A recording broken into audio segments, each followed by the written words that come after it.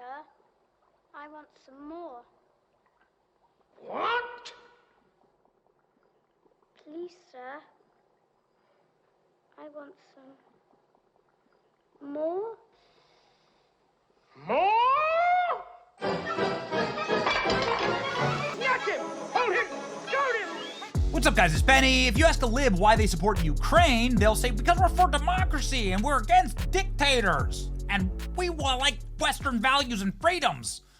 And then you ask the follow-up question, which is very simple, which is why do you support Volodymyr Zelensky then, who is the dictator of Ukraine and supports none of those things?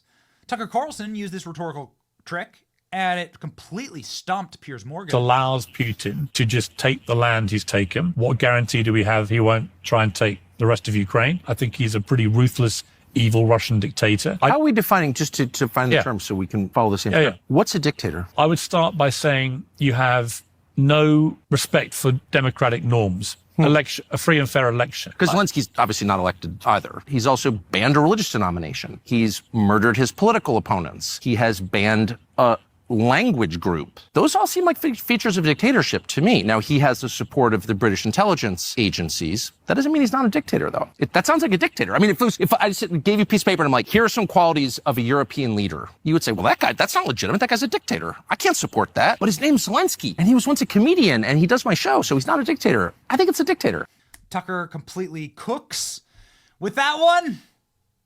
If you really want to piss off your lib friends, then why don't you go ahead and ask them, why don't you want peace in Ukraine? Why would we still fund war? Why are you a warmonger?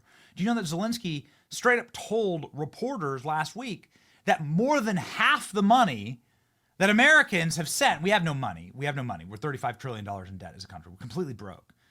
But we sent $180 billion to Zelensky, and he has no idea where any of it went, right? Right up his nose. Дивіться, Sure. я коли чую, і раніше чув, і сьогодні ми чуємо від Сполучених Штатів Америки, що Америка дала Україні сотні мільярдів, 177, якщо сказати більш точно. Така звучала точна цифра, яку підтримували або голосував Конгрес, тощо різні організації. Дивіться, я як президент воюючої країни вам говорю. We've received less than half of that. Every Ukrainian general is driving around a new Rolls Royce. Volodymyr Zelensky has all of the money stashed in Cayman Islands accounts. He's bought himself an entire real estate portfolio of beachside waterfront properties. He wants the war to continue. President Trump, who's a real man and not a rat, not somebody who is a warmongering urchin who wants the destruction of his own people, because that's what's actually going on here. It's like an actual genocide of the Ukrainian people. It's totally evil. Hundreds of thousands have died. You've destroyed an entire generation. It's like Ukraine just doesn't even exist anymore. Marco Rubio is currently ending the war. America and Russia are having bilateral talks in Saudi Arabia to end the war. Marco Rubio says Trump's the only leader who can make peace because these are the two sides. Ukraine isn't actually fighting. It's America versus Russia. That's what's happening here. And so it's good to have both sides come together. The vassal states, which is what Ukraine is, simply a vassal state. Zelensky isn't a real leader. He was installed in a color revolution that we ran and created, so we broke it. Now we're buying it. It's terrible. Horrible deal for the American taxpayers. We're putting an end to it. So this is refreshing to see. Marco Rubio says Trump's the only leader who can bring peace. Right now, after historic talks with Russia, U.S. and Russian officials agreed to a 4-point plan as they sat down in Riyadh. Full deal can materialize remains to be seen. Question over Ukraine's involvement in the negotiation process. There has been no Ukrainian involvement. Just be thankful when real adults and real powerful nations sit down to negotiate. They don't need vassal states, ungrateful vassal states, bitching at them and mewling and complaining. You have no say here. Ukrainian President Volodymyr Zelensky was furious after being cut out of the first meeting and canceled his planned visit to Saudi Arabia on Wednesday. Oh, wow, he's canceling visits. Zelensky's canceling visits. We're past it. Learn what year it is. Nobody cares anymore. You'll be lucky if you don't end up in Guantanamo Bay or worse, dude.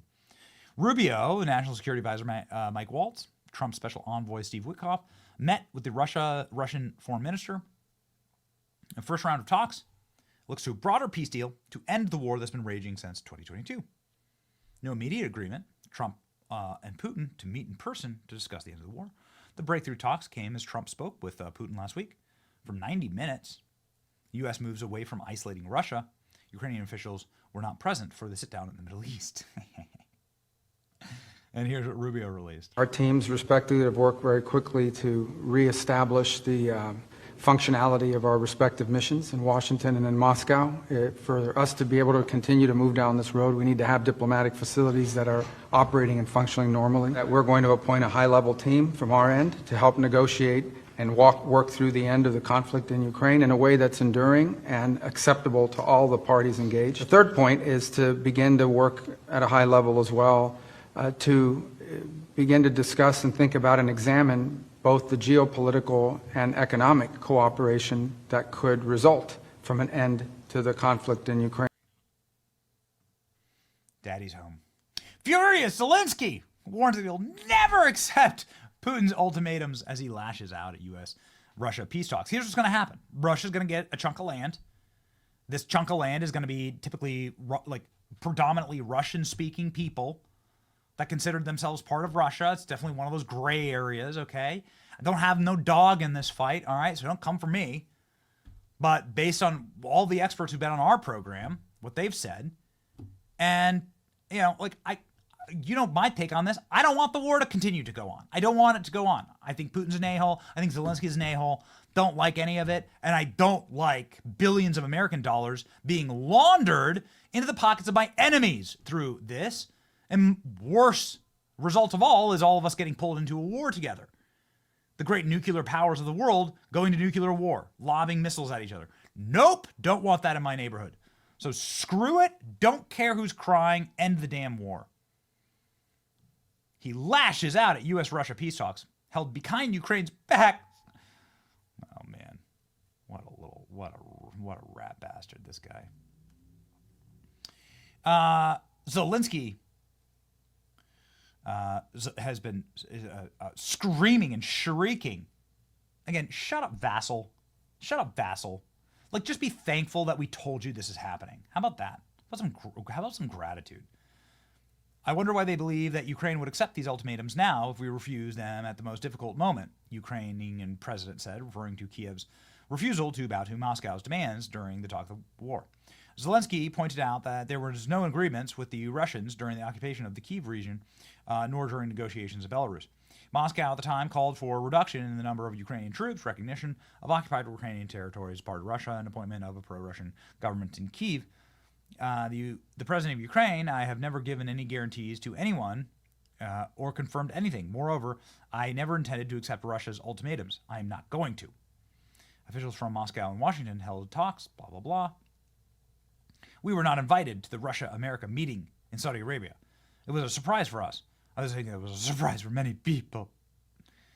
Zelensky said that while Ukraine wants the war to end, we want it to be fair and that nobody decides anything behind our backs. Well, you know what? You lost your ability to, when you lose the war, when you've lost the ability to fight, when you have no more money, when you have nothing, like literally no more powder except for the powder that's up your nose, you don't get to dictate terms. That's not how this works. Zelensky wants peace, does not want peace. He wants money and power. That's exactly right. The money spigot turns off quickly when the war comes to a peaceful end. I'm not the only one that can't wait until we never have to see his face again. People are obviously making political cartoons of this. We're fighting in Ukraine because we love to defend democracy. But no matter what, don't accept the evil, sinister plan to force Zelensky to endure a thing called an election, which he indefinitely suspended in his reign of terror, which he did. He stopped all elections. No wonder Zelensky refused the deal last week. Russia asks for Ukraine to hold new elections. I wonder what would happen there. They're all screaming, democracy. but they're all screaming against elections. Zelensky, when he finds out that he wasn't invited to peace talks in Saudi Arabia. Zelensky's making himself irrelevant. He's failing at his acting career, pretending to be a duly elected president, sniveling little crybaby. Would include Ukrainian elections. No way Zelensky agrees to this. Why USAID getting such a large portion of the aid to Ukraine? That's right. All of it was money laundering. USAID got $40 billion in Ukrainian money laundering. Do you see how it works? Do you see how it works? Zelensky said, I never saw the money. People need to go to jail for money laundering. Rand Paul saying to the Wilsonians intent on sending more borrowed money to defend democracy in Ukraine. Doesn't democracy require elections? One of the stipulations, obviously, is that there needs to be open, free, and fair elections. Zelensky, no! Why do you support him? Democracy! It's all stupid. Could you imagine? It's exhausting, actually. Could you imagine living inside of that scrambled brain all day?